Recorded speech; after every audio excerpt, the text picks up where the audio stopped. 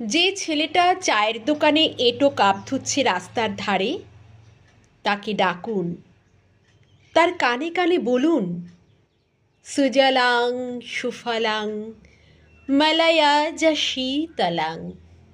হ্যাঁ, বেশ সুন্দর করে বলুন।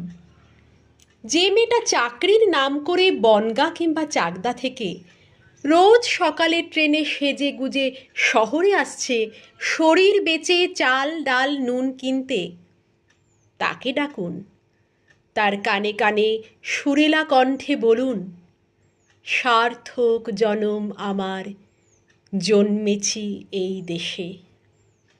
যে ছেলেটি লটারির টিকিট নিয়ে দরজায় দরজায় ঘুরছে আর বলছে, বিশ্বাস করুন আমি ভদ্রলোক, আজ 10 বছর হলো আমার কারখানা বন্ধ, লক আউট, তাকে ডাকুন, তার কানে কানে বলুন, বলো বলো বলো সবে, শত বীণা বেণু রবে, ভারত আবার জগৎ সভায় শ্রেষ্ঠ আসন লবে।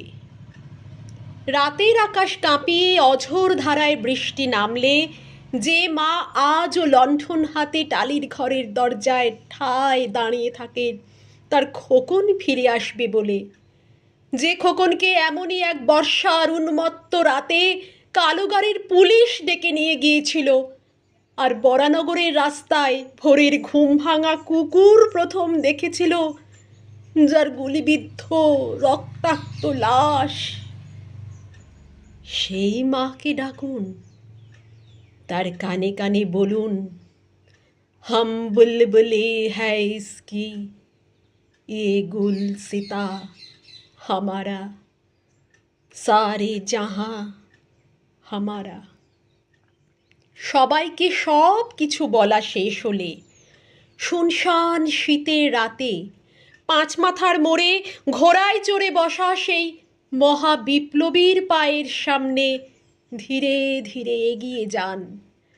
ফাঁকা রাস্তায় রাতের বাতাসে কান পাতুন, শুনতে পাবেন সেই বিপ্লবী পুরুষের বজ্রকণ্ঠ, আমি তোমাদের কাছে রক্ত চেয়েছিলাম তোমাদের স্বাধীনতা এনে দেব বলে, আমি পারিনি, কিন্তু আমি আমার সমস্ত জীবন উৎসর্গ করেছি। আর তোমরা তোমরা